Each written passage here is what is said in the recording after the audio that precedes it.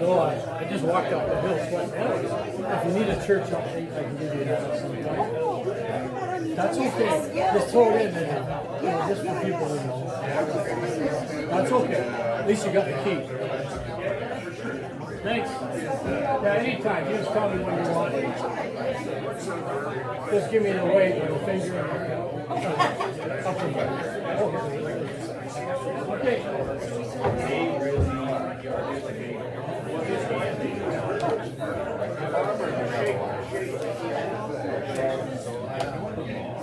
Hey, everybody!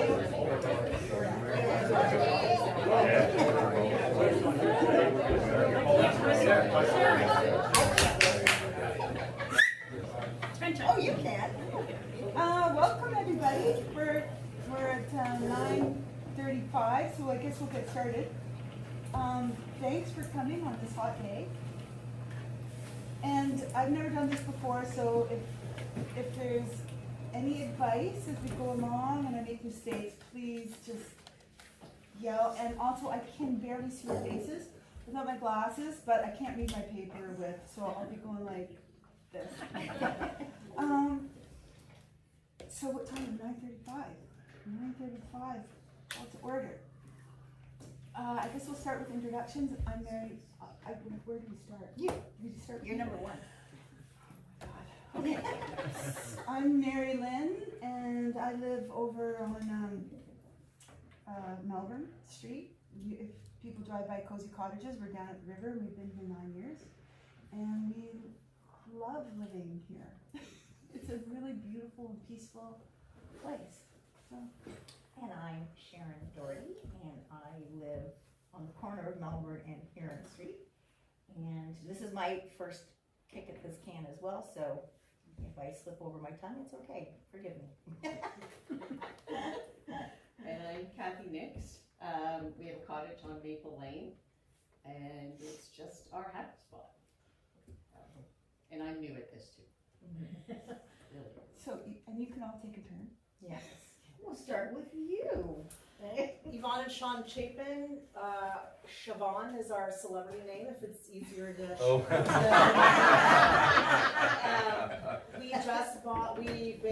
Sean's been on Melbourne for 23 years, and we just bought the one cherry lane in November. Yay. They have dual citizenships. That's right. And you don't get to speak. I'm Ken Nix. I'm Kathy's husband, 5 Maple Lane. Mark Ryan, 68 Ashfield Street. You can go. You're allowed. I can take orders pretty well. Cindy and Paul Taylor, 10 Apple Lane. Rachel Butler of the Butlers of 6 West End. Candy Williams, of the Hay family up here, and I'm unfortunately.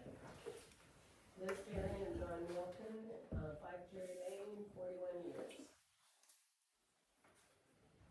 Rick Graff, 11 Cherry Lane. My wife's Margie. She's walking around all the Rick Pardo, 13 Apple Lane. Keith, Doherty, Sharon's better half. Let's take a vote on that.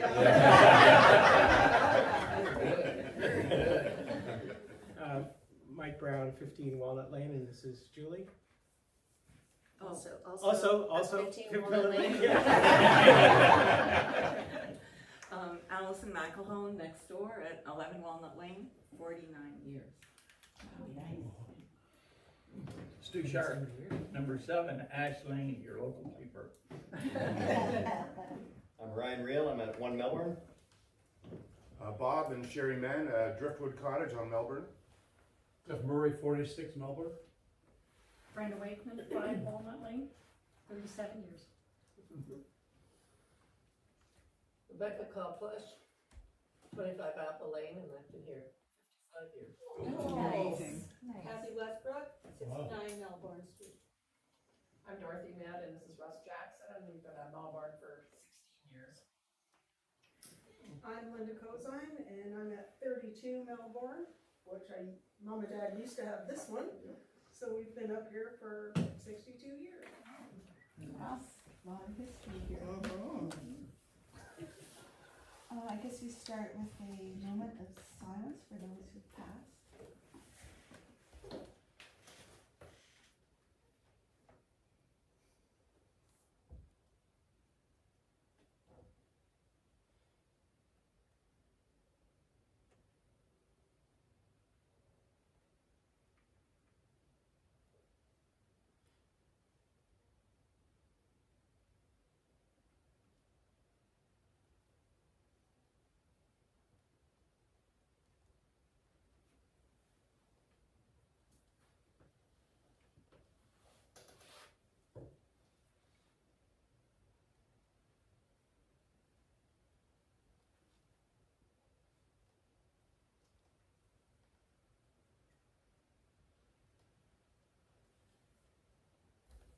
Thanks, everybody. So we start with, first of all, the minutes from the last meeting were sent out, and Jeff Orr and Brenda Wakeman were on the subcommittee to review the first draft. And so I want to say thank you for doing that. And I guess we need a motion to accept the minutes from last meeting. Motion. So Mark Ryan is motion to accept the meeting, oh my God, I don't want to do this, the meeting minutes for 2024. Any seconders? Brenda Wakeman is seconding, so we're good there. And I just wanted to ask if everyone thought that process was good for approving minutes, having the subcommittee look over them first. So good, okay. And then I didn't know, was there any business arising from the last minute? You need to vote. Oh, we need to vote, okay, thank you. Oh my God. Okay, so vote on accepting the minutes for the motion. We're good. Everybody's good. Thank you. You have to really help. You guys really have to help me. And thanks to Giselle for doing the first draft as well. It's a big job actually going through the minutes. So the agenda, I wanted to add to the agenda, I forgot to add a church update from Cliff. So we can do that maybe after the statement of finances.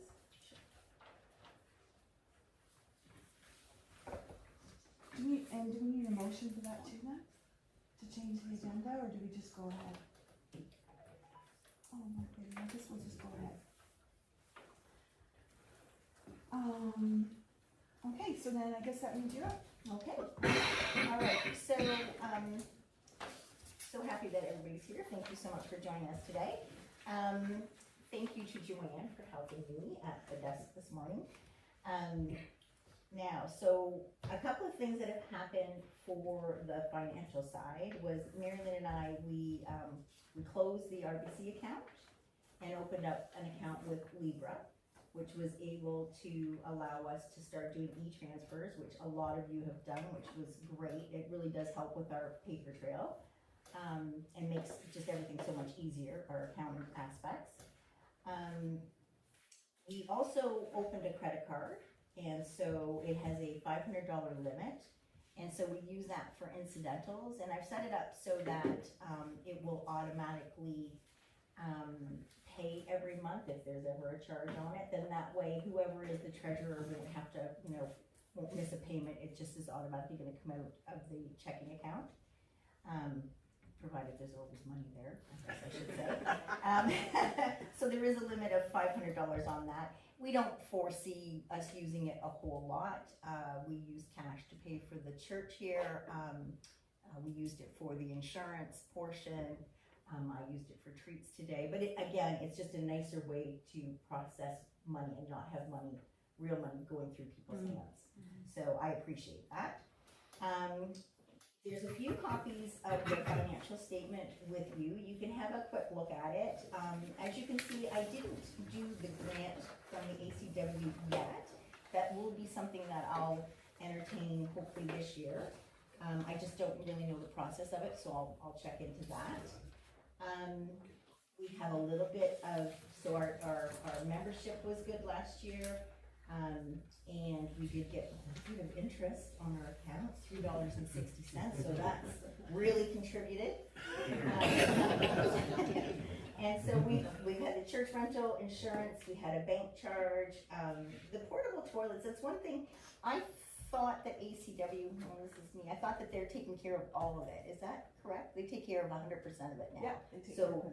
I'm gonna get rid of that one note there that said that, this, rec society pays half of the cost, because I think that 100%. So next year I'll have that note out of there. The only extra fee there will be, somebody throws unwanted items in there. Right, But yes. that will be part of your regular billing.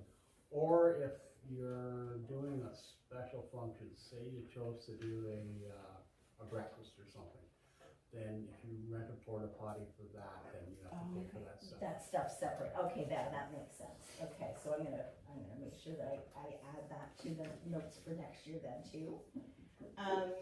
So as you can see, we have cash on hand as of today. Well, we have a lot more because some people paid in cash today. So, but as of May the 31st, from last year, I went up to May the 31st just because that's the end date.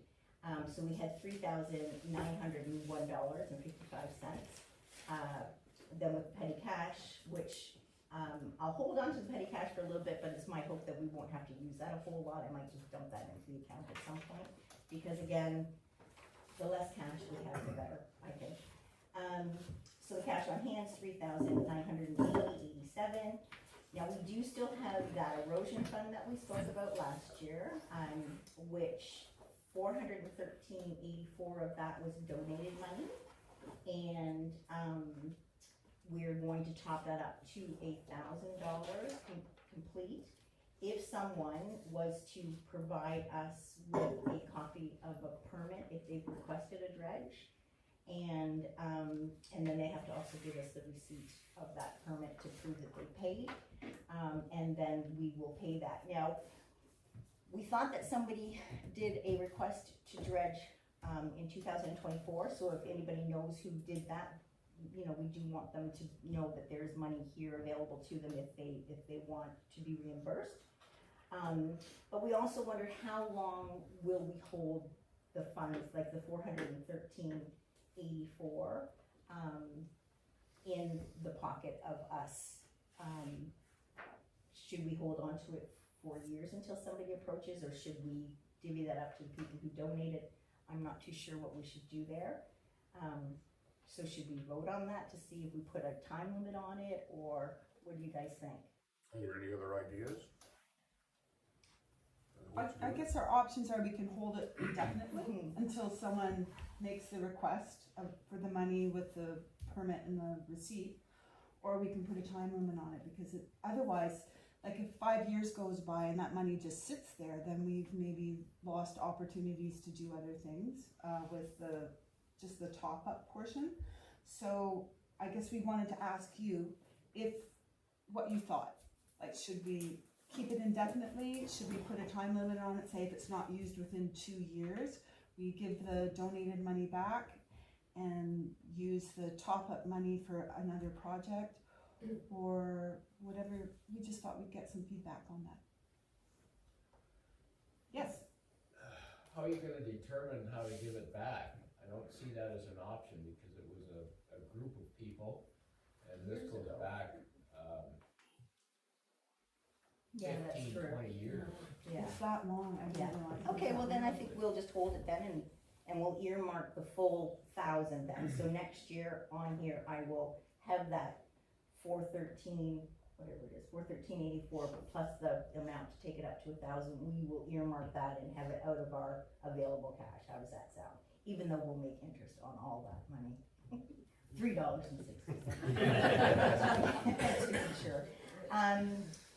So let's see if I have anything else that I wanted to say here. So I guess the idea is that that money will be set aside kind of indefinitely for Yes. now, and then we can revisit it next year or down the road. Well, I just think we're on a down cycle, and eventually we're gonna be on that up cycle years from Again. now again. We all know it comes, whatever Yeah. goes Yeah. around comes around. yeah, If that money's sitting there, it's not hurting anybody. no, If no, people need it, absolutely, yeah, It nope. gets to the point where that river is way too high again. Well, and John makes a valid point. How do you split that 413? There's no way of doing that in a rightful way. So I think that's great. That's what we'll do. And yeah, so as long as we can get the receipt and a copy of the permit, we can do that. And it doesn't have to happen at this meeting. It can happen, I can let you know. Is that right? Like if somebody approaches me and says, and has the proper documentation, am I then allowed to just go ahead and do that for everyone? Does everybody think that's fair? And then I can, yes? I think in the minutes last year, we discussed this. Mm-hmm. It would require a special, we talked about it being a special meeting of the executive. Oh, Rather okay. than it all falling on one person. Okay. It would at least be a special meeting of the executive to approve it, to make sure everything was in place. Yeah, and It's to protect you. Like, yes, exactly, and I would want somebody else's eyes on the, on the And then it permit and gets- everything anyway, Then so. it would report it back at the next AGM. Perfect, okay, that's exactly what we'll do then. So I think that wraps me up. If anybody ever wants a copy, of course, all of the stuff is gonna be on the website. Same with any of the, like if you ever wanted to look at our bank statements, we're putting all of those online. I don't have the bank sending me paper, they send me everything electronically, so we're filing them on our, what do you call that, our In the G domain? drive. In the G drive. We'll put them in we can put links to them on the website, but they'll all be in the G drive. Yeah, so I think I'm good. Do I have to pass it? I don't have to pass it. Yeah, so I guess we need a motion to accept the financial statement. I'll make a motion, John Wilkin. John Wilkin, motion, financial statement, and any seconders? Ken Nix.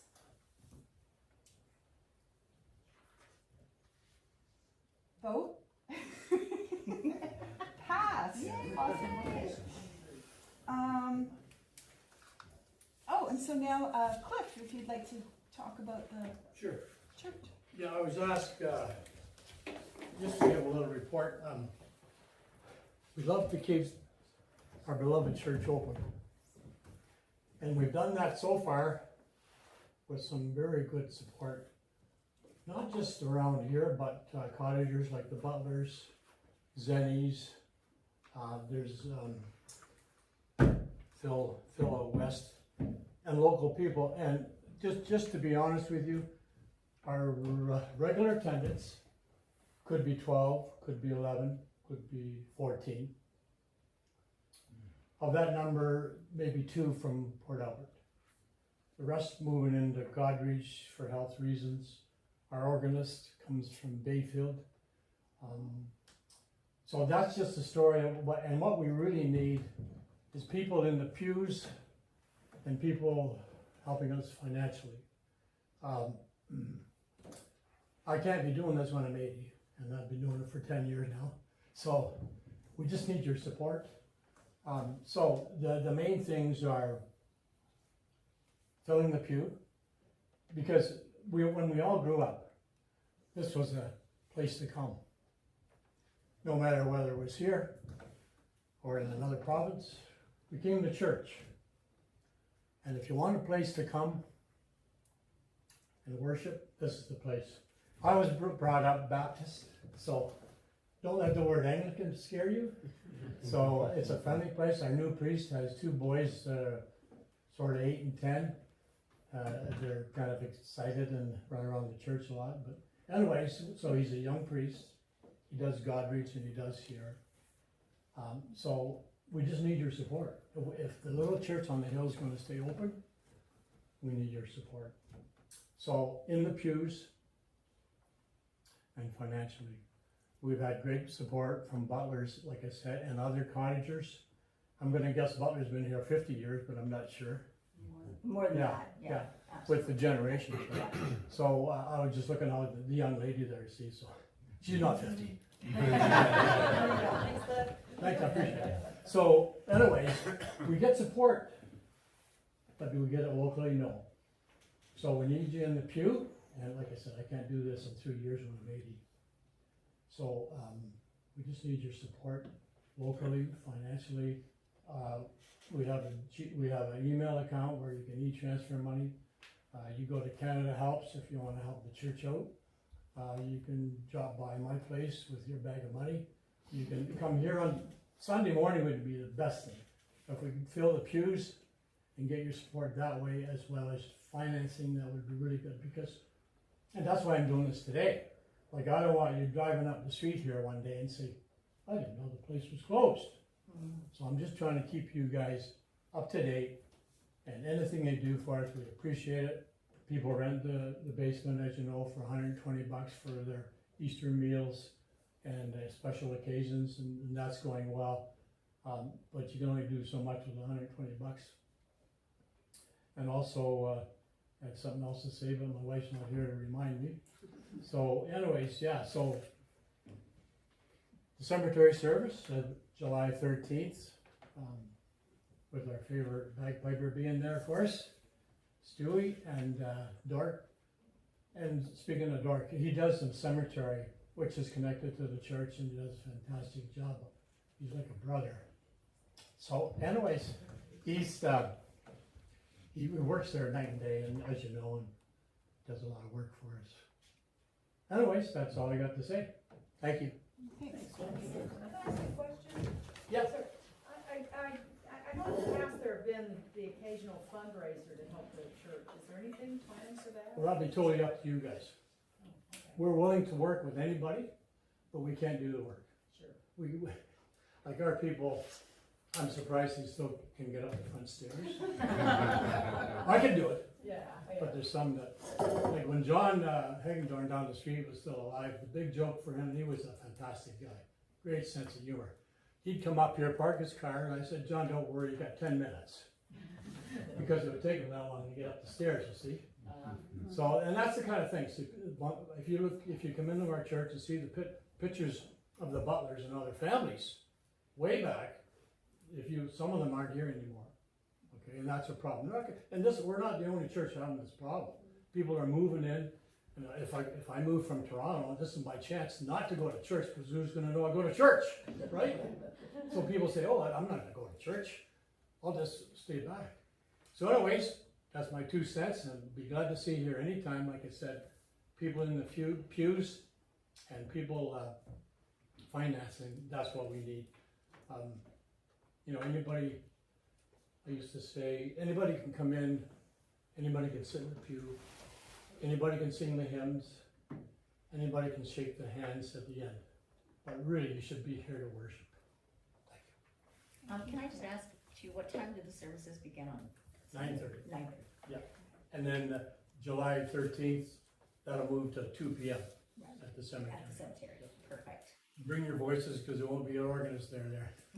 We don't have an organist for the cemetery this service, so So, Cliff, can I ask too, like, in terms of the finances and whatnot, like, are they dire or are they, like, Yeah, so what we basically, would like to, yeah, we're behind schedule, and I could publish that anytime. I don't have the figures here with me, but, like, there's people at the end of the year, I won't mention their names again, but they just throw it in the pot at the end, right? But, yeah, we're not making our budget even this year, cause you're not making it on a year-to-year basis? no, at the end, we barely make it, so it does come in at the last minute. Like, we got Teresa Gardner that sends in money at the end of the year and stuff like that, right? And the guys out west. So, yeah, but yeah, we can work with anybody that wants to, but filling the pews is hard because it's a nice place to be. It's only a 45-minute service. You know, it's 45 minutes. Look at the people you get to see, the butlers and a few others. I'm kind of a numbers guy, so like, when you say you're not making the budget, like, is that a $3,000 or a It would be $13,000? something, I could get the figure, I didn't bring those with me, but, cause it's about 3,000 actually just to run the church every month, you see. Every month, so Yeah, you need because- 36,000 a Yeah. year. Yeah, because you got the oil, right? Right. And you got, and basically the heat comes on even in the winter to keep the organ, you know, working and stuff. So, and then the last 3 years we've closed because, from January to March, because I don't want to heat the church for 2 people. Right, so, thanks, Mark, okay. That's my closing. Is that- Thanks, guys. Okay.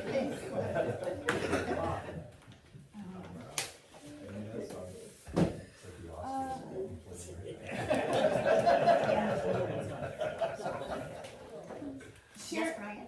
Is there like a link that you could put on the Paca website to, if someone wants to make a donation? To the church? Yeah. Yeah, that's a That's great a great idea. idea, Yeah. Ryan. Good one. Yeah, You are that's cool, thinking too, on if the you- first thing in the morning. Or if you just give them the church website.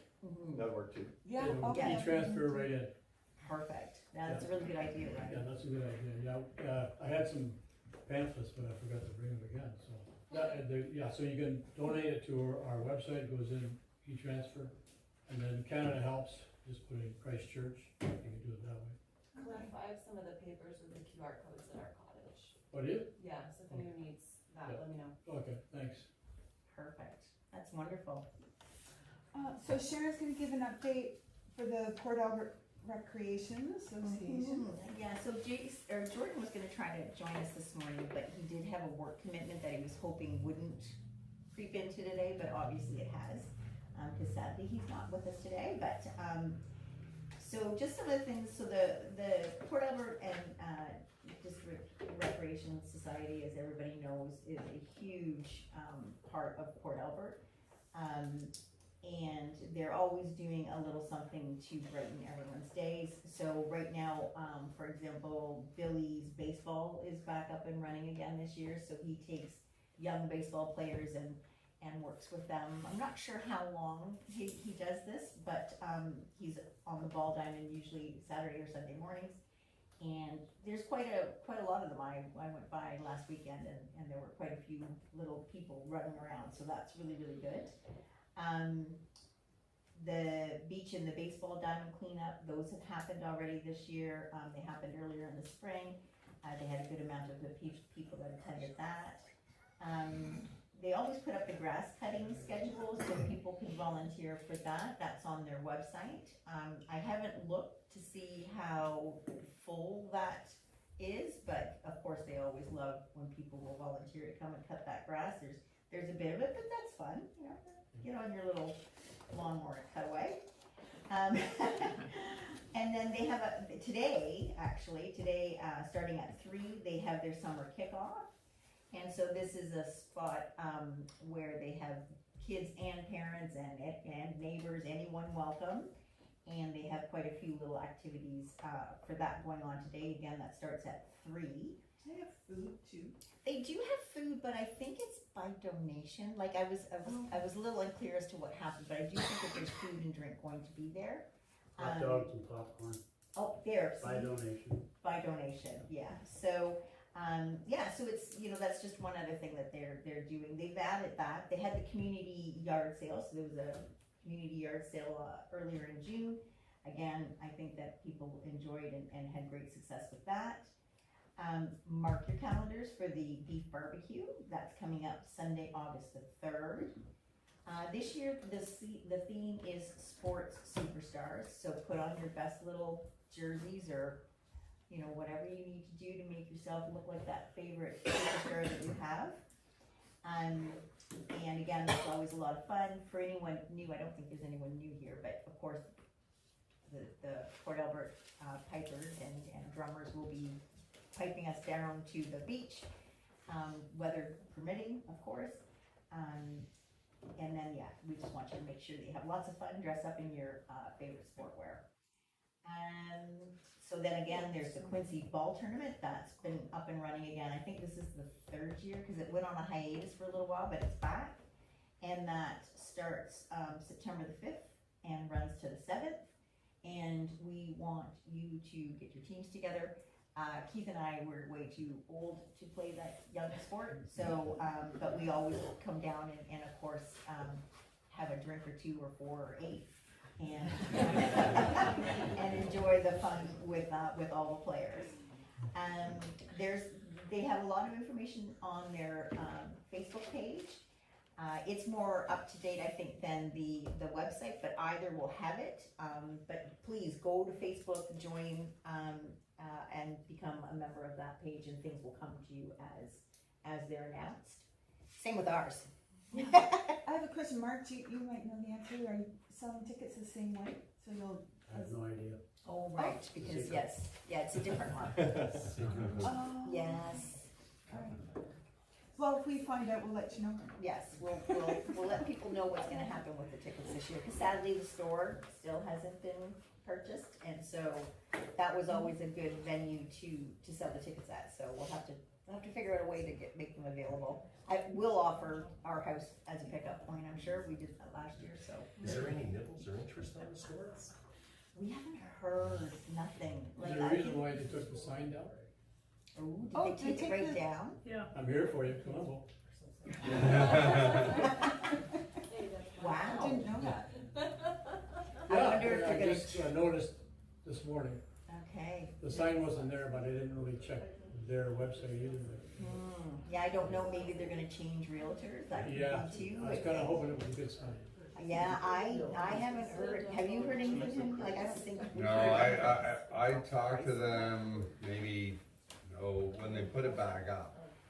And yeah, they're, obviously their price for the store is outrageous, and so they'll just have to figure it out, and hopefully they will do it, sooner than Yeah, later. we do really miss it. Yeah. It's been a really big hole. He keeps threatening, but it's like, no.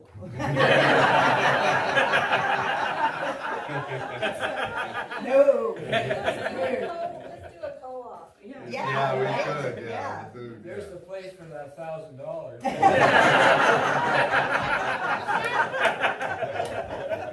That's right. But yeah, so I think that as far as the Port Albert Rec goes, they're running strong, they're doing really well, and of course they're here to have fun with us, so that's really good. Yeah, I it's just simple. looked. Oh, sorry. I was just gonna say I looked up their Facebook page, and there's nothing there about details about tickets yet. Right, yeah. So hopefully I'll talk to Shay and Okay. see what her angle is for this, and we'll get something on our website too about it then. Is it the Port Albert Recreation that takes care of the playground? The swings and the slide? Because my son was down there with his daughter, 3-year-old, and that slide's very wobbly. Oh, okay. And so she was even scared to go down it. Oh, So okay. I don't know if it needs to be. I won't go on it again, I promise. Yeah, so I don't even know if she'll go back there because of it, but, yeah, just for safety.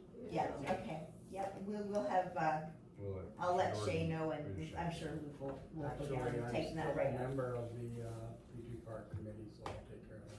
You are a member of the committee? What did you call that? Petrie Park committee. Oh, good, okay. Like the township technically owns it. You're right. We purchased it with it, and then we had to set up a committee responsible to the township. So Dork, Dot, and I are on that, and then Patters is the community group. So that's coming Okay. out. I'll just look at that. Oh, perfect, all right, so I'm not gonna do anything with that, you're gonna do that. Okay, thank you. I'm gonna vote on that, yes. Yeah. All agree. Thank you. Second by Brenda. All right, so I think I'm good with that. Thanks, Sharon. You guys doing, like, I didn't know there was also another committee. That's kind of amazing what you Well, guys it's do. sort of an oversight committee. Right. I don't want to use that word, but, Okay, so update on board activities, the porta potties. That kind of fell by the wayside. The original intention was to ask them to continue to request that they do porta potties all year round.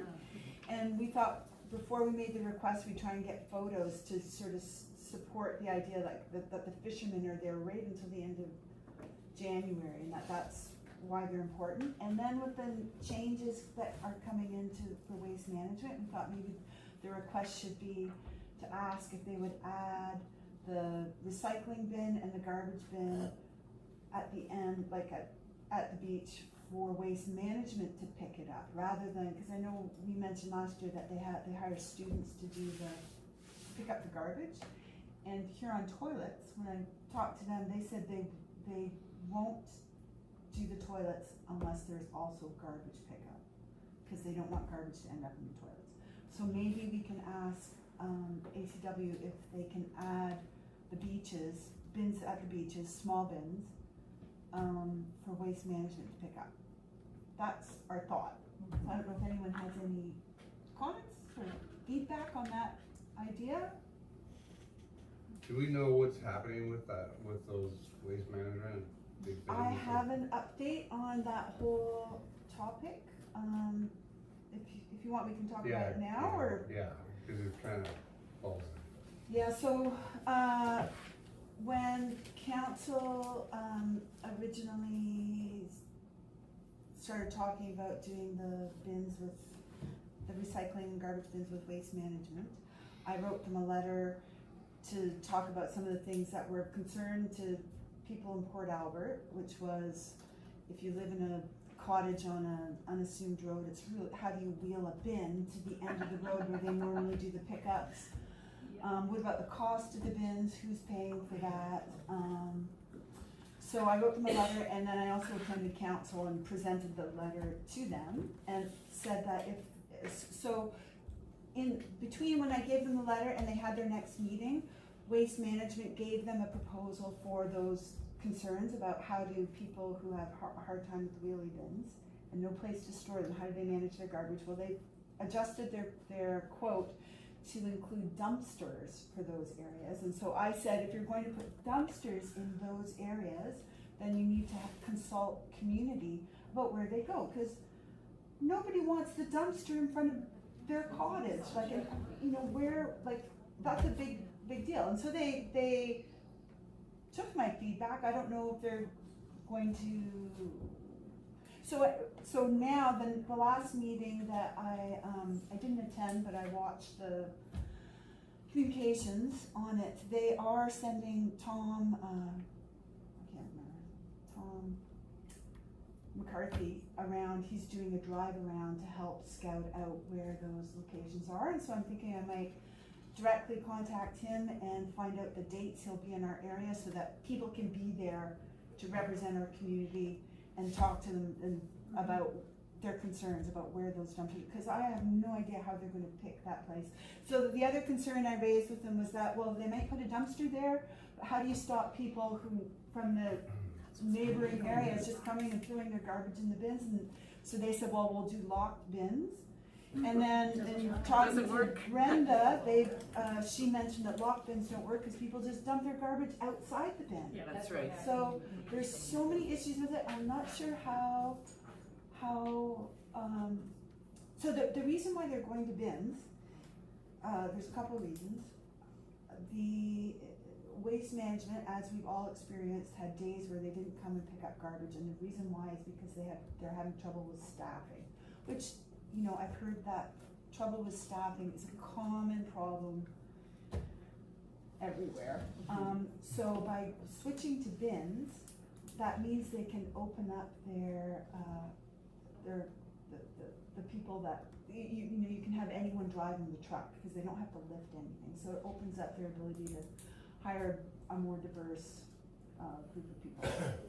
So they're hoping that that will solve the staffing issues. So that's why they're going that way. Council did put out a request for tenders all over. They only got 2 responses, and then they directly asked for a tender from another company, and they said, sorry, you're too far out of our range. So really the only company they can go with is Waste Management. They've tried to get other contractors, but no one responded to their RFPs, or whatever you call them, their tenders.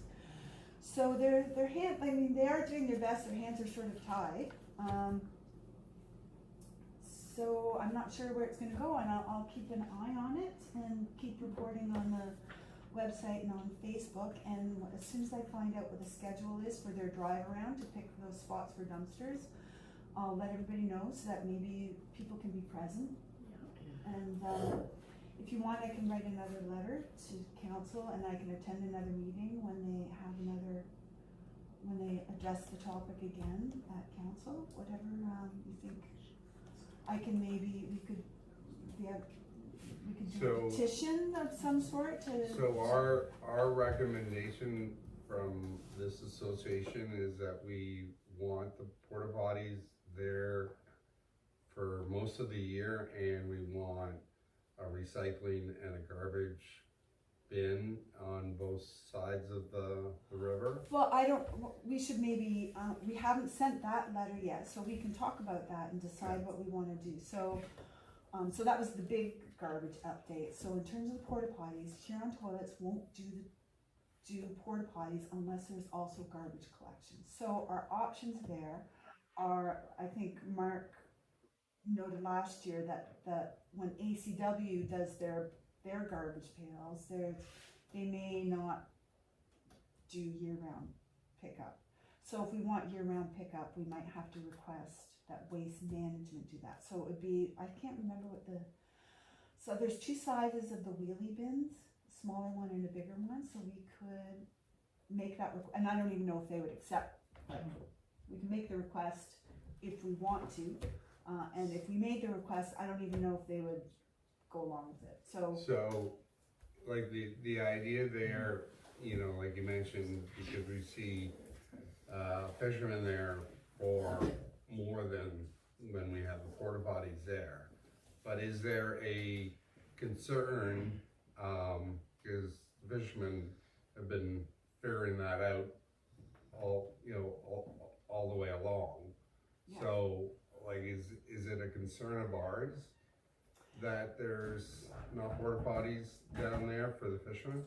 Well, so last year it was brought up that people were upset about the fishermen leaving garbage, and also just they're leaving themselves on people's private property. Mm-hmm. So there are people that are, have made that concern, which is why we had decided to write them a letter to ask to extend the porta potty and garbage collection. So, I don't know, is there any, I get the sense from people that you're not keen on having the wheelie bins down at the beach. No. That's the sense I get. Pardon? I'm sorry, can you just clarify what you mean as a bin? So, when I think of a bin, I think of one of the big steel bins that you have to lift the lid up and throw stuff in. Or are you talking little wheelie bins that are yay? Yeah, like the ones that they have at Goderich right now, the green ones. They have a green one they have a garbage one, they have a recycling one, and then they have a compost one. Yeah, like home bins. Yeah, yes. home bins. Oh, so okay. we're all, by 2026, we're all switching to bins and pour up those wheelie bins, the wheelie carts, whatever. So that they have an automatic pickup. That way the theory is that then they'll be able to circumvent their staffing problems because it's an automatic pickup. So their trucks, they're ordered new trucks, and they're ordering all the bins. They'll be ready by late 2026. So that's why they're switching to those for all of ACW. I understand why they would do that, because there's a lot of injuries in garbage pickup. But our choice is to have those wheelie bins or a big bin. So for there are communities, like areas in Port Albert where, waste management can't come down those assumed roads, so everybody drops their garbage at a corner. So in those locations, waste management proposed dumpsters with a lock. Okay. Yeah. Right? So, there's so many things to talk about on this. Because it gets abused as well. Yeah, because it gets abused, yeah. Now, we're one of the cottages just around the corner where, it's a convenient spot to get out of the way if you're a fisherman and do what you need to do. Yeah. However, we've lived with it for 65 years, so, it's not the end of the world. For us, I can't speak for others. It's not the end of the world for us if we just continue living with it, if we keep doing what we're doing. I must say though, it would be nice to have the porta potties there longer, but life is life. So if you have a choice between the dealing with the issues with the fishermen or having the wheelie bins at the beach, you'd rather deal with the fishermen than the wheelie bins at the beach. Is that kind of? At this point for us, I don't know anybody else.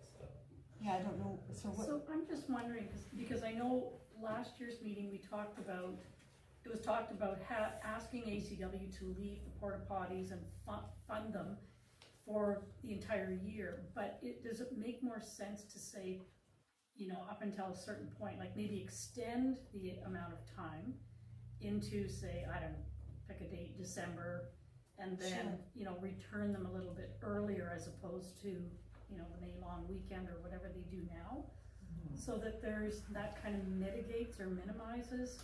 Yeah, I think that's probably rather than year round, and just like the regular garbage pickup, like I think that's been working. Yeah. That, people are using those garbage bins and ACW comes and picks them up, right? Or dumps the garbage. So what we can do, so we have photographs of, when the fishermen are here beyond I think Thanksgiving weekend is when they take them away. So we've collected photos of fishermen who are here right until the end of December. So maybe we will just ask that they extend it to the end of fishing season rather than year round, and not ask waste management to put wheelie bins. And start more of the promotion of take your garbage with you. Yeah. That's because as soon as you put bins in it, then they're just going to get abused. Just more and more and more. So I think that should be more the focus. What you bring, you take. Maybe we should put up some signage on that too. Just in terms of dumpsters or more public bins, there's also the issue of animals, because we've had we used to be able to call if there was like a rabid raccoon or anything. Yeah. But I don't know if it was last year before, you had to call John to help with the raccoon. Because if there's an issue with a critter. It's true. Because if there's an issue, there are no more services out. And we've had issues with bears. We have small dogs who've got kids. We really don't need. We've had bears in the area, and we don't need more excuses to attract them to this area. So that will happen with dumpsters and bins and things. OPP are the ones who came out a couple of weeks ago and shot a skunk. Oh, good Lord! Yeah, they don't have a. There's no animal control. So he parked his car down our lane and walked up the beach, and we heard the shot. And it was like, jeez. So FYI, I mean, that's the only alternative, I guess. Have you seen Dawn lately? That was it. We had a cottage down Maple Grove, and they had bins, or not bins, they had the dumpsters, and they had a bear problem there. They had a bear trapped at one point. So there were about 20 years ago. There were bins and then a giant bear trap as well. It's like a big. It's the size of a bin. Oh wow! So it was you get 3 for the price of 1. Yeah. It was, okay, that's so terrible. All right, so we have 2. Oh, yep. I was just gonna say, I know that they've got bins in Central Huron and I believe Blue Water, and they have cottage communities as well where the trucks can't get down to the cottages. Could we ask them, what are they doing? Sure, how they manage all the issues that we've been talking about? Yeah, I mean specifically for the ones that the truck can't get down to the cottages, so they need a Yeah. communal location to pick up the waste. How are they dealing with this? Yeah, okay. I'm just wondering about that. I can reach out to their association. Okay, so we're talking about two issues. One is the porta potties and Extending. garbage. We'll make a request to extend it to the end of fishing season. And the other one is, let me just, oh yeah. Could you ask to start it earlier as well? Because, you know, I was here in early May and there's fishermen all over the beach and there was no porta potties. Okay. So. I think we started it We made started a in request in April April. because. Okay, well, yeah, we whenever I started was here. The second week, so fishing season opens April 21st. like the third week in April, so we got it the week before. So fishing season on the river opens. Yes. But people can fish at the mouth of the river all year round. Okay. So there's, That's when that's they were at the mouth of the river. Yeah. And I just, not for me, but I know our neighbors. I mean, it's not nice finding poop by your front door, you know, and toilet paper.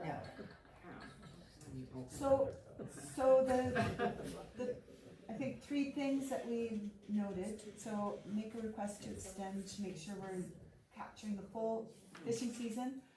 Improve signage about taking your garbage home. Yeah. And then what our next steps are with regards to the garbage pickup, and that is I'll find out when Tom McCarthy is doing his drive around. In the meantime, I can also craft another letter that outlines our concerns when I make the request to be included in that. And it would be great to have as many people as possible to ambush him to talk about, not ambush him, but so that they recognize that there really is, people are really concerned about it. Yeah. So is that kind of, Yeah. we're good on that one? Okay. So where are we here? Oh, the board handbook. So one of the things we did this year was we made a board handbook so that the next people that come in know, because we felt a little lost. We weren't sure what to do and when to do it. So we made a board handbook. It's linked on the website. So the next people that come in, they know that, we should call about the porta potties on a certain date, when to start preparing for the AGM, and I will add, so we have some templates. We made templates for things like agendas and minutes, board minutes, as well as Financial statements. And the AGM minutes and agenda. So that's something we did, and it's linked on the website if you want to take a look. And we worked on the website. So we got a new domain. There were a few hiccups, which some of you may have noticed when you tried to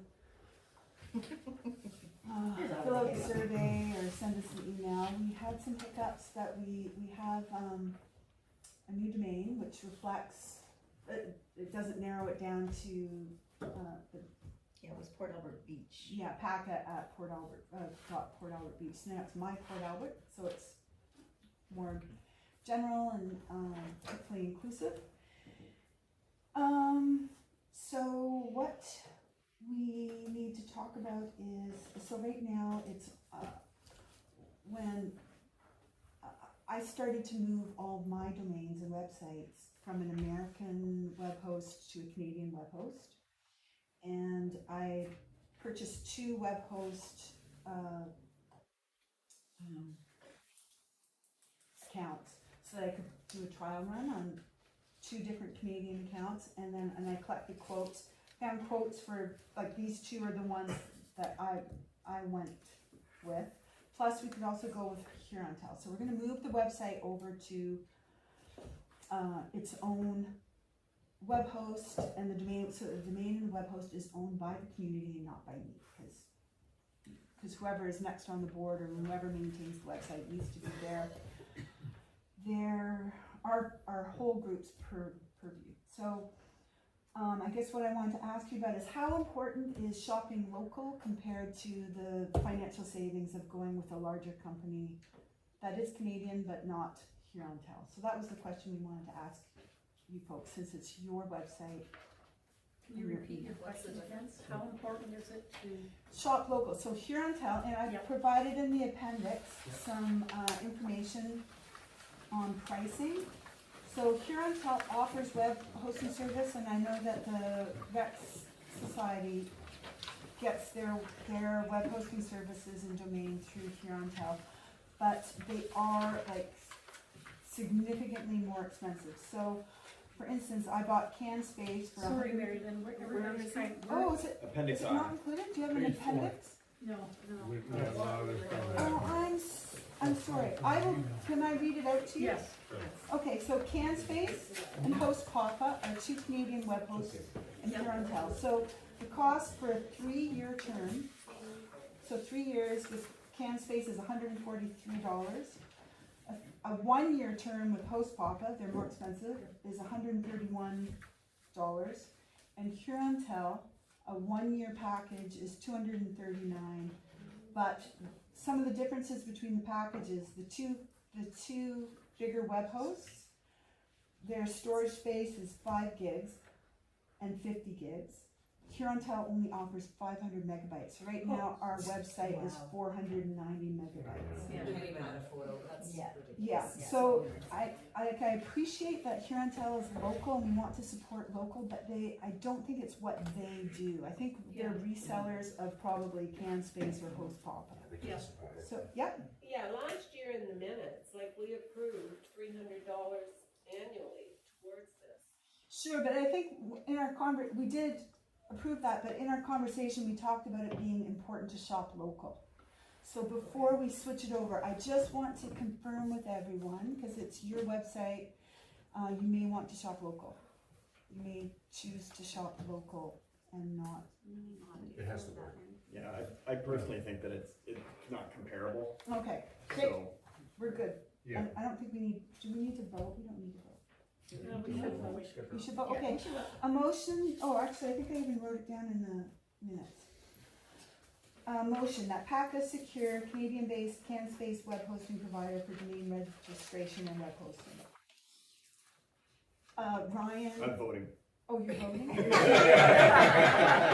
seconding it? Okay, so Ryan, will you make the motion? Yes. Okay. And Bob said yes. Bob is seconding, and we're gonna vote. We're gonna vote all. Okay, great. Alright. And you have done a spectacular job on those. Yes, Yeah, it looks thank good. you. Absolutely. And the amount of meetings and stuff that this woman attends, just to give us information, Yes. is like, what? Like, it's pretty It's impressive. interesting, it's really interesting. To you. And it's scary. No, but she always dumbs it down for me, which makes my life so much easier, and I so appreciate it. It's so wonderful. Thank you, Mary Lynn. Yes. Thank you Thank for you. the Very much website so. too, that's awesome. If anyone wants to see that cost comparison that she was talking about in the different services, I did print it off, so there's one copy here that we can circulate around if Sorry anyone about wants to that. see it.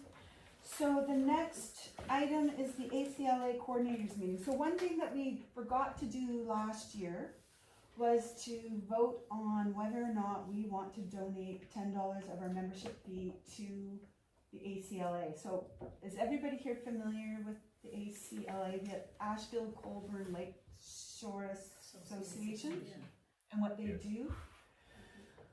So we have done that every year prior to COVID, because in COVID they didn't ask, because they weren't doing anything, they didn't ask for the $10 membership fee, but they are now asking if we want to be a member of ACLA and help them fund their activities, $10 of our membership fee of your membership fee to PACA can go to them. So I guess what we need to do is we need a motion to donate $10. I'll make that motion. You'll make that motion? Sorry, could you just, I'm just not clear on what they do. Yeah, that's. Oh, you're not sure what they do? So they are an umbrella organization that a lot of the Ashfield, Colburn, all the other lakeshore associations.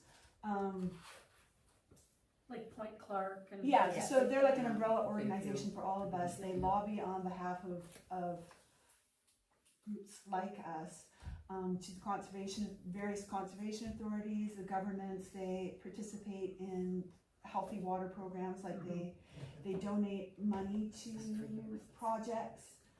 So like last year they gave $5,000 to Maitland Valley to help with, they have, so Maitland Valley and the Huron Healthy Water Association and the M&R DOF and there's about 5 organizations that are all working to help mitigate issues with agricultural runoff into our waters and keep our waters healthy. So the ACLA donated $5,000 to Maitland Valley to help with those efforts. So things like Maitland Valley is doing wetland restoration, like taking back farmland that's on the edges of waterways that's not doing well with crops, and they restore it to wetlands, help filter out agricultural runoff to stop it from getting into water. So those are the kinds of things they do. And they, and on that topic, so right now I am the ACLA coordinator for Port Albert, but they like to have 2 people. So every year they have a coordinators meeting. And so they invite, so Glenn McNeil spoke at the last AC meeting. Glenn McNeil, someone from Huron Healthy Waters, someone from Huron Perth Health Unit, someone from Tom McCarthy spoke. Like, so they have an annual meeting where they get people to come in and talk about issues that are important to all of us. So they like to have 2 representatives from each beach association. So right now, or not even from, you don't have to be a member of Paca. Anyone from our community can be a coordinator. So there's a lot of things there. So one thing is, if anyone wants to volunteer to just attend that meeting and learn about what, initiatives that are going on in our community and our broader community, that would be great. And also, I can report on some of the things that they talked about at their meeting. So where are we at there? I just got really. You're voting on whether or not we get $10. So we want to know, the $10. Yep. If we want to donate $10 of our membership fees to that. Well, no, that's from our $30 donation. Oh, okay. Yeah, you're not paying yet. Yeah, you've already paid. Yeah, so it would come out of your current due. Just a question then about how that would affect the overall revenue for this association. That's a and good I guess it would question. tie in, I know one of the questions on the survey was an increase of fees. Yeah, so almost everybody, so we got 48 responses to the survey, and I can't remember I don't know off the top of my head what the results were, but most people thought the fee was just fine where it was. A couple of people said they wish it was less, and a few, like maybe 2 or 3 people said they thought it could be more. So I would assume that the $30 fee would stay where it's at. So that would, so if we, I can't do math in my head in front of people. So I don't know, so in terms of. Mary Lynn, like I think before, like we've been doing this for a long time. Yes.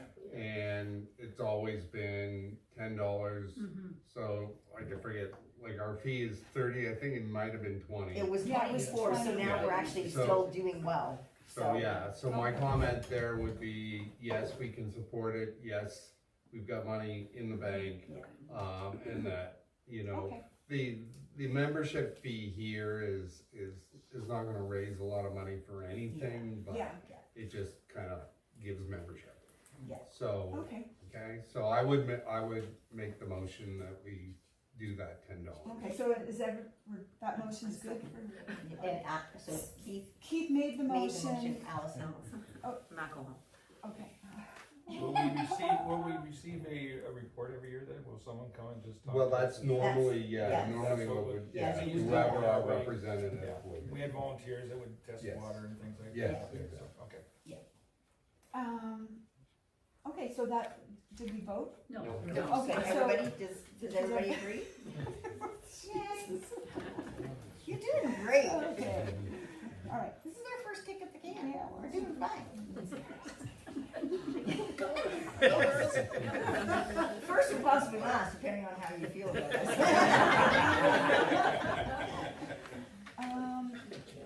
if anybody's interested in also being a volunteer coordinator, you can just let me know and I'll forward you the information to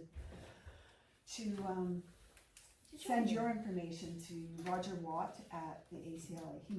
He's from Huron Sands Beach Association, and he's the chair of the ACLA.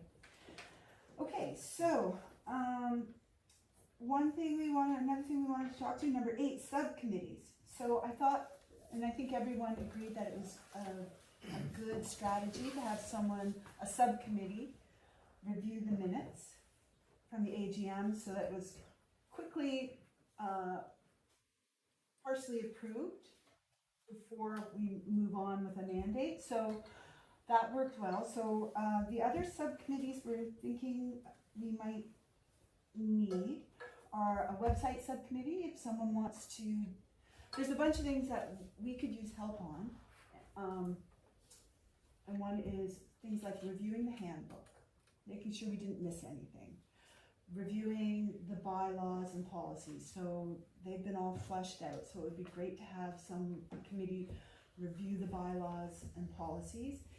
And in terms of that in particular, the bylaws and policies, it would be great what we need to ask you is, can we have a subcommittee review the bylaws and policies and approve them? Or do you want a subcommittee to perhaps just review them, make edits to them, and then bring them back for the whole membership to vote on them and approve them? So the question is, how do we ratify our bylaws and policies? And any feedback on what you think that process should look like would be great. Bylaws and policies are so funny. Well, if you're having trouble sleeping, someone could offer their services and then, yeah, Brett, or yeah, Sherry. Let's give that job to Sherry. I nominate Sherry. She's got enough things to keep her up at night, but yeah, just one more and then So we could strike a subcommittee to review them and then come back with sort of like most of them are really straightforward, right? And they're based on other beach associations, policies and bylaws. There may be some things that you think Port Albert deserves something different or special because of the nature of our group. So I'm thinking like some of the things that might be of concern is that, so part of the mandate is that everyone in the community is entitled to any information we gather. So when we, like posting to Facebook, that's open to the community. Any information that's on the website is open to the community. The survey was open to the community, but the only people that get to make decisions are members. So you get to vote on the things we do and how we organize ourselves if you're a member. And you get to vote on what we do with the funds we raise. You get to vote on how we raise funds. So that's written into our bylaws and policies, that's our process. So things like that, maybe you may want to. So Marilyn, are you, first of all, so the bylaws have been in effect, they've been vetted and whatnot, so. That's what we're talking about. Yeah, so we need someone to read them and go, that's all good. That was my question is, yeah. So this is a one-time process, you just want a committee to look at the existing bylaws and make sure that they're all copacetic, and then come back the next meeting, the next annual meeting, and if they've got recommendations, improvements, etc. That would be what you're looking for. Well, I guess what I'm asking is that the process we want to use to ratify the bylaws and policies? We can either strike a subcommittee to review them, edit them, and their approval of them is the ratification, or do you want them to no? Okay. Those no. Okay, so you want them to review them and maybe bring questions and comments to the membership. I wonder if they review them, whoever the committee is, and then you can post the suggestions on the website. That'd give everyone a chance to review it. Okay. And then we vote on it at next year's meeting. I know it seems like a long way away, but we only meet once a year, so. Yeah. Or we can also hold a special meeting to do that, or we can wait for the AGM. So, right now, the bylaws and policies in their draft form are on the website. Anybody can review them at any time. But maybe if we could get some volunteers for a subcommittee to review them carefully and maybe draw attention to anything they think is not. So I nominate Ryan as one of them. I can read them, that's fine, yep.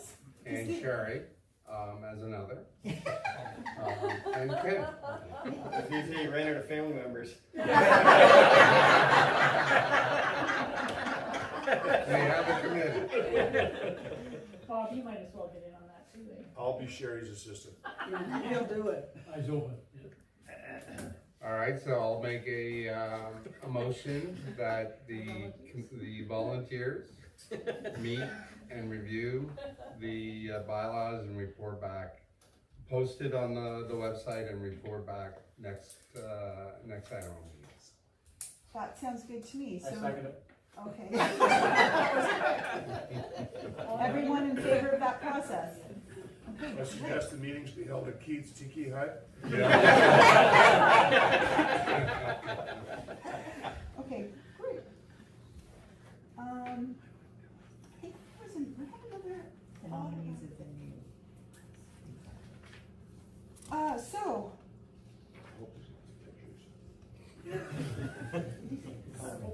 Is anyone interested in volunteering for the board? We have, I'm willing to do this another year. Sharon is willing to do this another year. Kathy may be interested in doing it another year, unless there's someone else who would love to be secretary. Just go for it. Any volunteers? No. I move we close nominations. I second it. All in favor? Do you need one more position? Yeah, Yeah, there we is a still need vice a vice president. president. Yeah. But if you change your mind, Yeah, no pressure. I can make a cake and bring it round to anybody like that. Cake? Would a cake help? Bread. I make bread. We Bread should- once a yeah, month. We should have a vice president from the south side. Because it's always been like that. Yeah. Okay, yeah. Okay. So that puts a lot of people off the table here.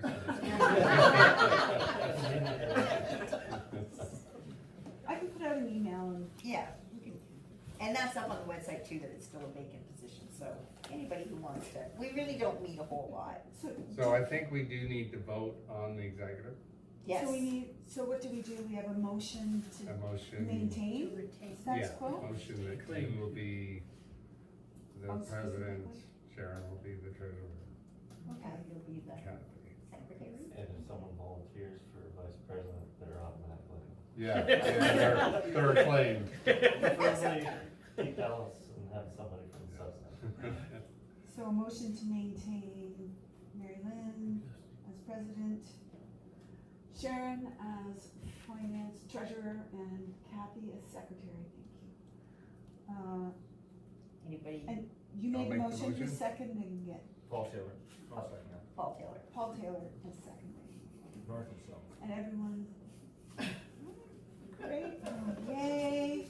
And thank you for stepping up to do that again.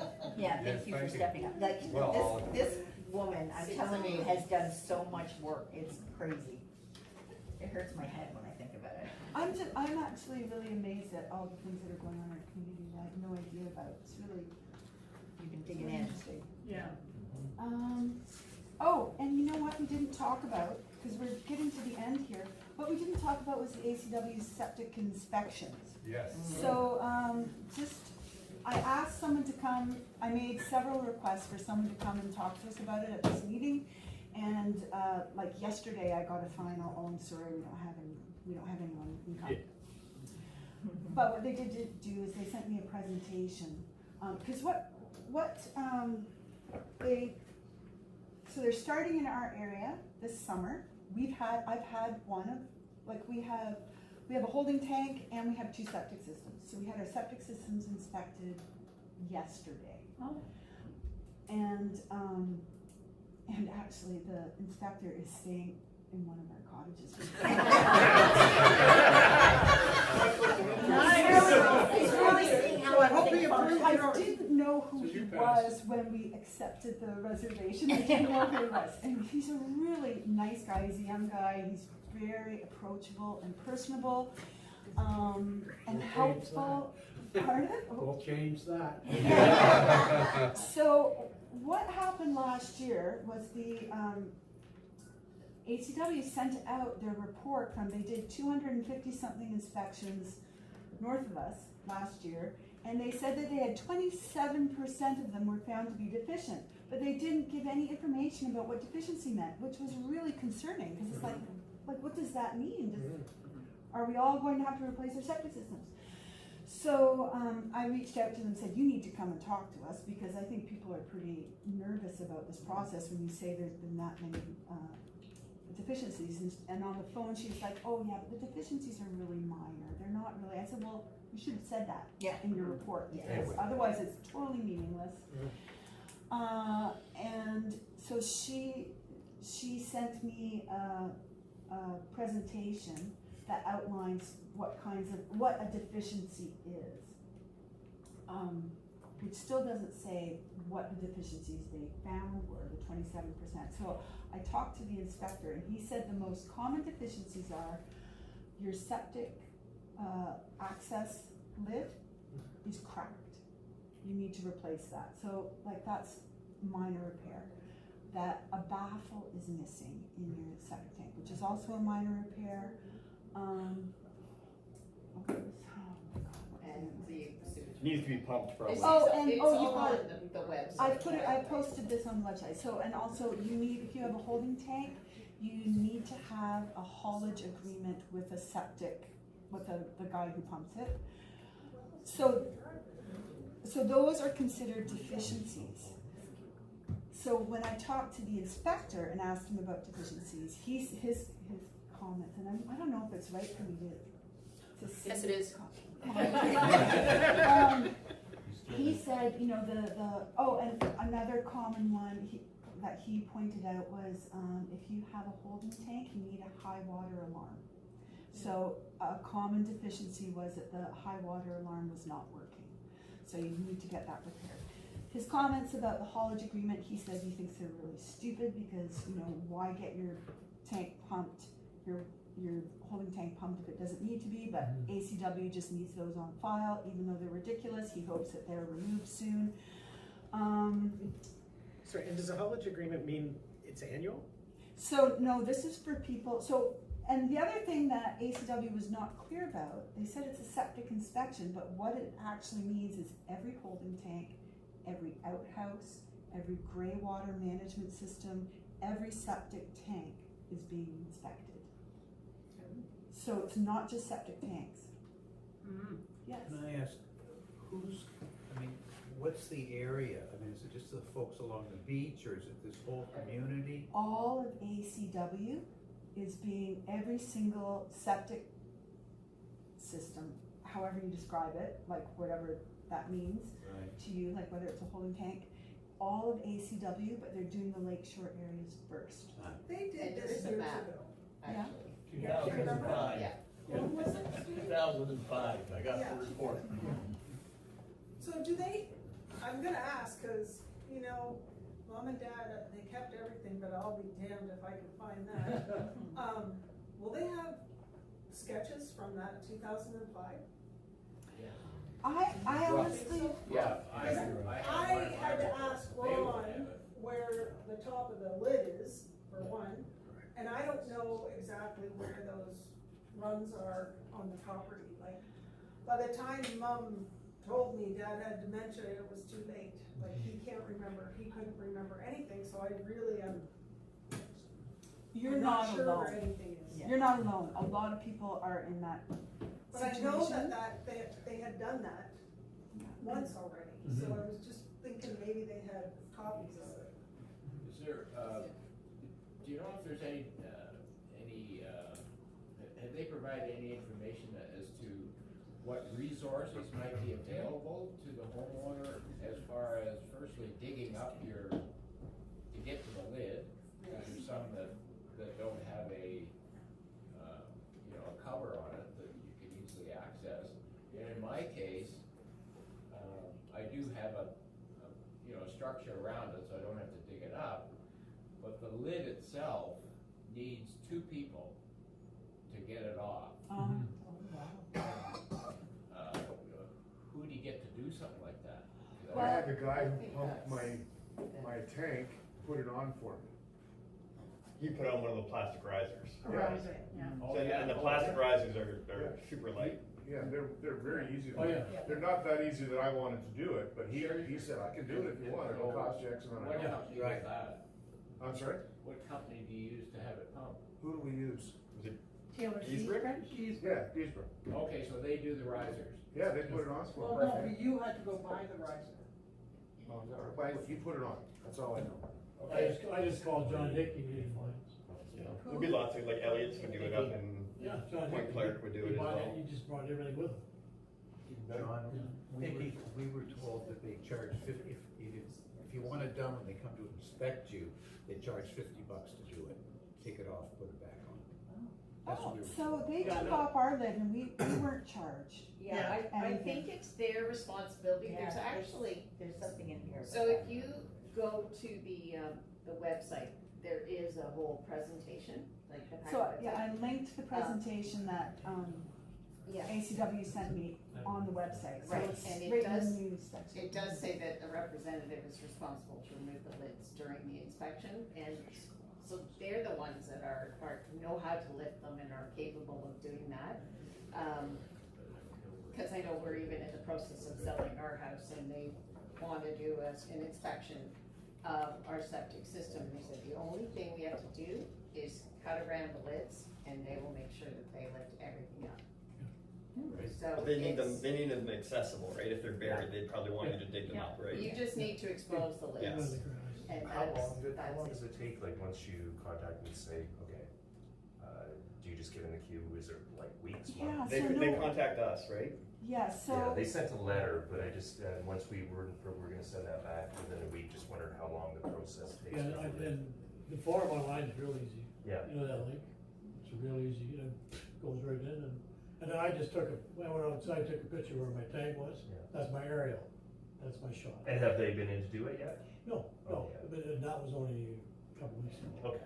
So for our process, we got the letter to fill out the form, and I immediately filled out the form, and then Anton gave me hell because he was like, you don't know what legislation they're acting under, being a lawyer. It's like, you may not have to do the form.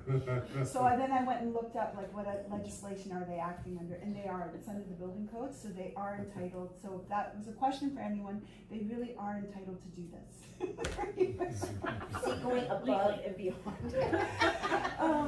Also, Mary Lynn, I will say, because we had our septic holding tank installed within the last 5 years, a new one, and of course the building inspector, Joyce? Yeah, Joy Lindsay. Yes, she had done the final inspection, so we are exempt from that. So anybody that's got a newer septic system, if that's the case, make sure you contact ACW, like the tax number, and they'll remove those charges from your tax bill and also. I think it's a reduced tax.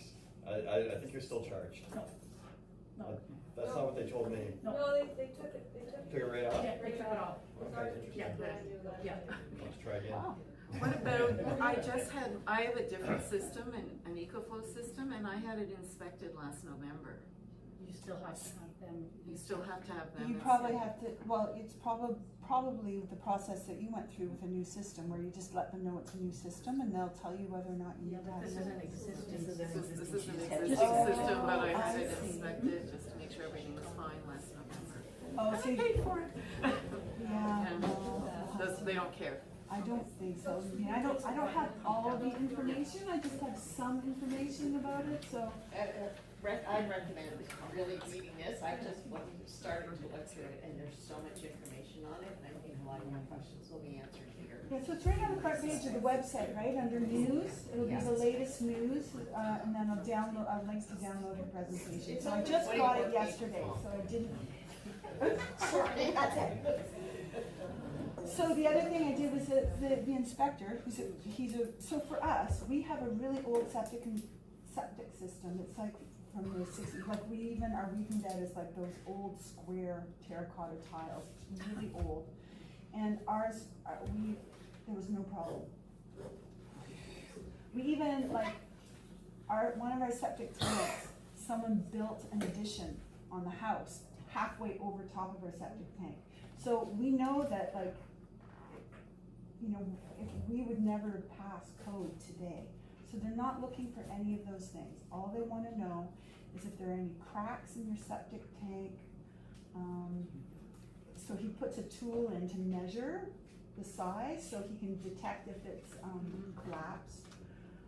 I'm not sure all the things he did. It took maybe 45 minutes for him to fully inspect our 2 septic systems. So it was not as scary as I thought it was going to be. I thought it was going to be really scary. I was afraid I was going to end up with you need to replace your septic system. So did they run anything to see where your lines were in then, Marilyn? No. Like you didn't put dye in it or anything? No. I think they only do that if they find an issue. So when he looks to see if we have baffles, when he looks to measure to make sure none of the walls have collapsed, they would only move to the next step if they find an issue, you know, at each step of the way. And they probably have like a decision tree thing that they go through. Okay. Thank you. Was there anything else? I'm just gonna take a moment and check survey. Oh yeah, the survey. We haven't talked about the survey. That's an important one. It's really interesting. 48 people responded. Oh my God, and I'm really sorry about the printing. You can look at it online and zoom in to read it. You can see all the colors. I just thought I'd mention, really dark skies. Yeah, there's a big storm coming in. Yeah, in the next, I think, 20 minutes or so, so it's, just thought I'd mention, it looks pretty bad. There it is. Oh, shit. Okay, so should we keep going or do you want to? Okay, so I'll just get to the important things. So breakfast is the most important fundraising activity that the community wanted to see in the silent auction. Thank you to everyone who said they volunteered for different things, and I will be reaching out to you. And we clearly need to work on membership in other parts of our community, because it's mostly seasonal cottagers. And hold on, let me see here. So the most, excuse me. Oh my God, the colors. I should have printed them in colors. So yeah. What were the biggest, the specific issue you had mentioned, something about traffic or something? So beach camera was the most voted on activity we could pursue, project we could pursue.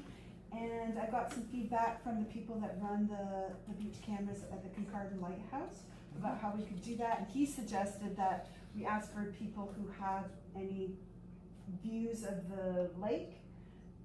We could get you cameras and tap into your internet, and then we make sure. Yeah, like you could, we volunteer to do that. To that, so it would be awesome. Anyone who has a view that they think people would be interested in seeing. It's really fun to watch what happens to the river and the lake in the winter. And we'll just make sure that the cameras don't do anything to invade people's privacy, because I'm sure that is something people are concerned about. Anyways, we'd love to have people volunteer for a committee to talk more about, to do some brainstorming on how we can accomplish that task. If people, so we need to actually vote on whether or not that is what we want to pursue. That was the top one. The next one was speed bumps, which I know are really, people that was like the top three are the beach camera, the speed bumps, and, let's see, God, I can't see it. Radar. As someone that lives on a one access road beach to my house, so there's no other way for me to get around, I really don't want speed bumps. Goddard installed some on the way to my mother's house last year on a trial basis. They haven't reinstalled them this year, and I'm grateful for that. They are so annoying, and they make a lot of noise. And as a resident, I want nothing to do with them. So, As the person that lives further down Melbourne and I run, Yep. I'm all for them because people blow through that stop sign. yeah, we watch people go Some of them through are the doing stop like sign all the time. 70 kilometers an hour. And kids on motorcycles just flying right by them. Yeah. I know, even go-karts. I don't wanna speak for you. I'm with Ryan. We have driveways that, Plus the fact when you go to Are not travel very in the winter. visible. Well, they removed them in the winter. That's what Goddard's did. They're like bolt down things. Yeah, so But it'd be the ones that temporary. Goddard's had was very abrupt and not, like, again, having to drive over it every time I go home, I'd be very vocal to council that I'd want them removed. So, I think we can probably all agree that we, and, you know, based on the survey results, everyone is concerned about how fast people can whip through our little town. They're blowing, they go up that hill like it's no tomorrow, like they've got a tank and they need to. I like those speed signs that tell you how fast you're going. Yeah, I think those are You can get, I'd have a cop come and sit there and see how many tickets he can run. You know, there's a cop sitting there and all that, they'll slow You can down. sit in my What if driveway. we have I have speed seen bumps it there go only by for the the- busiest 3 months? 2 years ago and again last year. Right. And she raised it up at detachment level and officers out here as available. The first year she was available one day, the second year she was available. Even the speed limit on that road, I mean. That's another thing, could we Like, lower change it? it needs to be lower. Yeah, could we lower the speed limit? That'd be a When great there's idea. kids going and they've got their bikes and people are blowing by walking on 60, 70, but it should be like 30. And flip it over in the winter if you want, but during the summer, I really think it needs to be slower. so, I mean, yes, Could you approach ACW about putting in one of those, signs like your- on a temporary basis? Because it really is effective when people see them. And it has to be positioned properly, and it doesn't create a lot of noise, and it just brings awareness. so that was like one of the options on the survey, it was like the driver feedback signs, as they're called, and speed bumps, and people did choose speed bumps over the driver feedback signs, but, as members of Paca, we do get to vote on it, we get to choose. So, you know what, I would suggest you have a subcommittee look at all of the options, what they cost, because if we could put in, we could just put in the temporary, I'm just making a suggestion. We could put in temporary speed bumps just for the busiest times of the summer, for in when July, people are walking down to the beach. And not for the whole year, just as a temporary measure. Or we could do the driver feedback signs. But I know we did driver feedback signs, some ACW did put in driver feedback signs for a short period of time, and they put them in the wrong spot, because it was right after you turned the corner, and so nobody was, you didn't have time to accelerate past the speed limit at that point. So, and lots of small communities have them permanently, so that the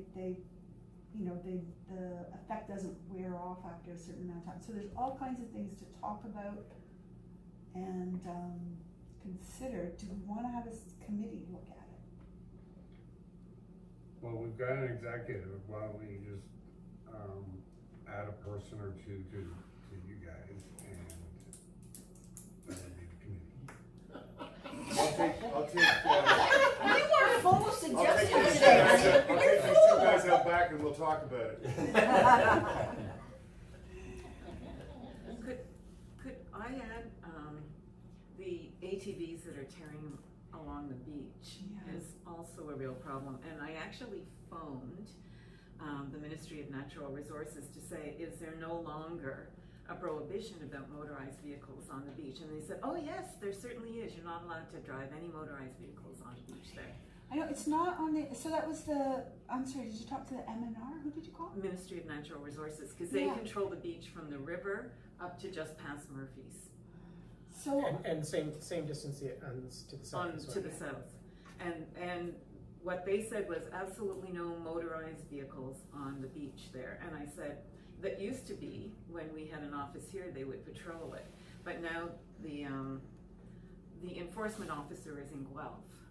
Yeah, So, and somebody's taken the sign down and they haven't replaced it. so the MNR did We put can a, bring them up with us when we come. Okay. You know, if he needs a ride, we can always bring him with us. Yeah, I'd be willing to do that too. You know, it's kids are playing on the beach there. Yeah. And, yeah. Well, I was just thinking, we probably need signage. I thought we had it. We did, but somebody took it down. Yeah, we needed signage, that's not gonna deter everybody, but I think. I did tell them the sign was gone, and they said, oh, we'll replace it. But well, so the MNR does have a sign up that says no camping, no fires, and no something else, but not, it doesn't include ATVs on that There sign. used to be a separate sign with no motorized vehicles, big red, and somebody took it down, and they haven't replaced it. So you had one, on the beach. There was one by Murphy's, somebody took that down too. So, I can bug them. Okay, please, because, you know, one person phoning is like, you know, here's another Karen. Yeah, if I don't get a good response, like if I don't get a response that sounds like there's gonna be action, we can do something else, like a petition or It's something. only May to October, right, the ban? No, Is it all year? It's all year, Yeah, yeah. that was May. Because there is a bylaw. Last year I remember reading a bylaw on ATVs. I will find it and also link it on the website so anybody who's interested can review it, and I'll reach out to M&R and bug them some more. Okay, so with the terms of the survey, so do we want to have, so we're clearly kind of divided on the how to control speed in our community. Is it just on, I guess my question would be, is it mainly on Melbourne, or is it also on? London also Road on is a speed problem. Well, and I think They the tear down North Street's also too. bad North because Street it's is a bad straight too. right down. Yeah. So, and I think the thing that's, I mean, nobody wants people running the stop signs and speeding anywhere in our community, but personally, I feel it's really dangerous when people are walking to the beach. It's on their way to the beach, and you know, kids run out, and even the waste management truck whipped by our house the other day, going way too fast. So I'm not really sure what to do here. Has there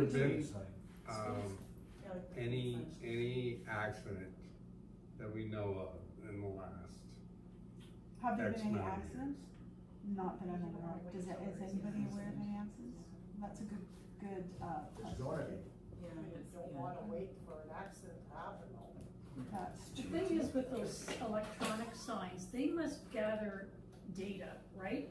So if, you know, it comes up and says, your speed is 67 or whatever. Slow stop. down. Like that in itself, rather than waiting for an accident to happen, if you had one of those signs, they must be able to collect data. Do you want me to reach out to the OPP and ask them what they suggest, and maybe there's some kind of a, well, I don't know, like, I would a think it would be speed the township camera that where should they put can. the sign up, right? Would it? I would think so. Like we wouldn't be able to put speed bumps up. No. Like No. that would be the township. Yeah. Mary Lynn, Yeah. could we petition the township to look at the issue of speeding on the roads here and ask them to come up for some recommendations? Sure, but why don't I invite someone to come and talk to a group of people too, like, we can invite. To the executive meeting, right, Keith? Yeah, and anyone can attend. To talk about it. Thank you, good suggestion. Yeah. Okay, awesome. So we don't need a motion or anything for that, do we? Yeah. Well, a motion to invite ACW representation to discuss. Okay, a motion to invite ACW representation to discuss the speed issues of issues. speed in our small community. And speed and solutions. And speed and solutions. And Ken's making that motion? Did did you make the motion? Sure. Anyone like this? And Sean is seconding it, and we're gonna vote. Awesome, okay. And then you could just put it on the website if there is a date, if they say, okay, we'll come out on. Yeah, and I'll send out an email too. Yeah. I'll send out an email so it goes right into everybody's inbox. If, Yep. if they don't agree to come out or say you don't have time or something like that, is this something we could bring up at a council meeting? Sure, I can write a letter to council and attend the meeting and bug them. Okay.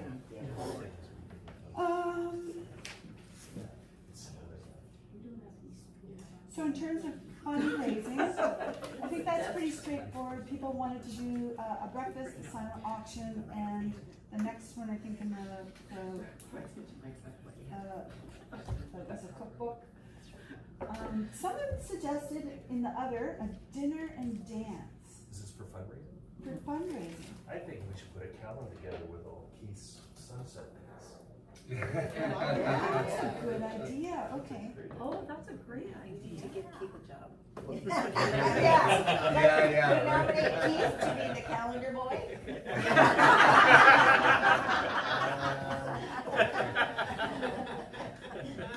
You can do some Monday night, I was playing Sundown, and I heard this drone over my head, and they come along, the people came along later and handed me 2 nice snapshots of me playing the Sundown from up above. So I got talking to them, and they were from France. And they've been living in Montreal for a couple of years, and now their visas are up at the end of October. So they're in a van, and they spent 2 nights down here on the north side. Oh, I thought them too. And now they're on. And now they're living with you, great. But it was really neat to see the shots. He was up, a couple hundred feet. But, That sounds really, really nice. Well, better include those ones in the calendar. So you never know who you're going to meet in Port Albert. No, that's right. Very true.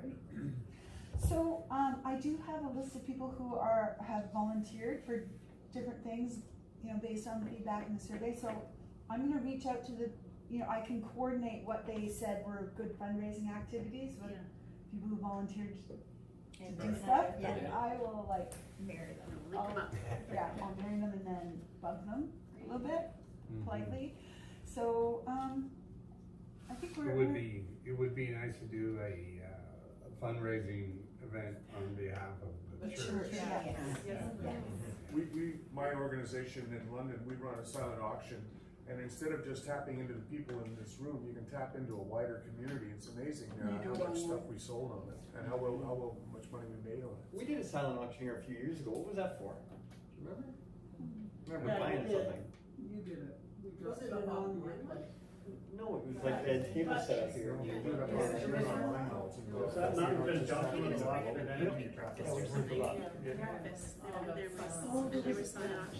So we had a conversation earlier in the year about the silent auction, and we were thinking, Sharon was thinking we'd do it online, but then I was thinking that means we miss an opportunity to bring community together. But what we can do is both. So we can have some bigger items that are online and smaller items that are in person. So we have the opportunity to make community connections, and we reach out to, we put some bigger items online, then we can really attract more people from the outside world. Yeah. And we thought we'd piggyback with the Patters thing, like if they're doing the community, the kickoff, we could do it on that same day or in barbecue. Yeah, so All the barbecue does. anyways,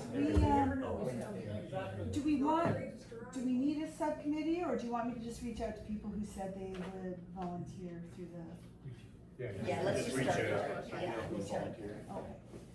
So I think that's it. Perfect. Who's in charge of putting the undertow signs up? I don't think we're missing an undertow at the mouth of the river. I think yes. So if that could be looked into as well. Yes, somebody they did just put one up. Is there one on Not the on our It's not on your side? We don't have any signs. Well, Stu said it. Which side is that? Is that Big board. Unless it replaces. Yeah, Yeah, he's got an idea that I can put together. Go ahead. so like on the north side, we've got all these stupid signs and they're all, you know, in poor shape, and there's 14 different ones. It would be nice to kind of have a proper sign that shows that there's no, big ATVs, that there's an undertow, you know, all of those things just on the one sign. So, because, like, their policies and bylaws and whatever. Yeah, are we allowed to do it ourselves? what the heck, we'll put it up, somebody wants to take it down, like, let them take it down. Okay. There used to be also a QR code that you could check, like the E. coli, excuse me, levels in the river and at the lake And shore. that would be on the sign? Yeah. Right. So yeah, It used to be, I'm not I sure. called them and told them that it's the Huron Perth Health Unit, that's their sign. And I called them and said that it was missing, and they said, oh, sure, yeah, we'll replace it, but they haven't done it. So maybe I should bug them once more. Yeah, 'cause that's important, right, when you It see is. people swimming in the river mouth, especially after a rain. Yeah, I wish they had So, something on the okay, website. just so that we stay on this, if Bob puts, if we put something together and there's a price involved, is there a way that, like, if we wanted to do it this year? There won't be any price involved. No? Okay. Alright, then we'll look into that. Okay, awesome. So Keith and Bob are going to look into a sign for the big board. Anybody wants to join that committee? We do not serve coffee.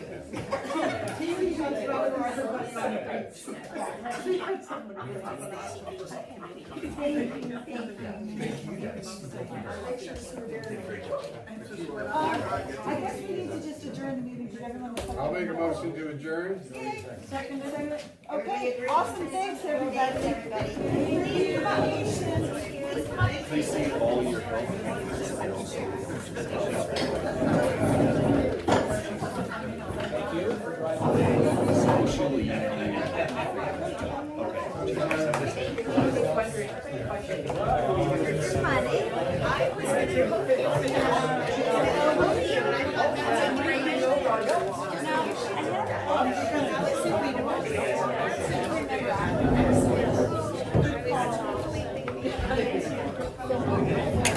Oh, what? Somebody make these? I think they were bought at the grocery store.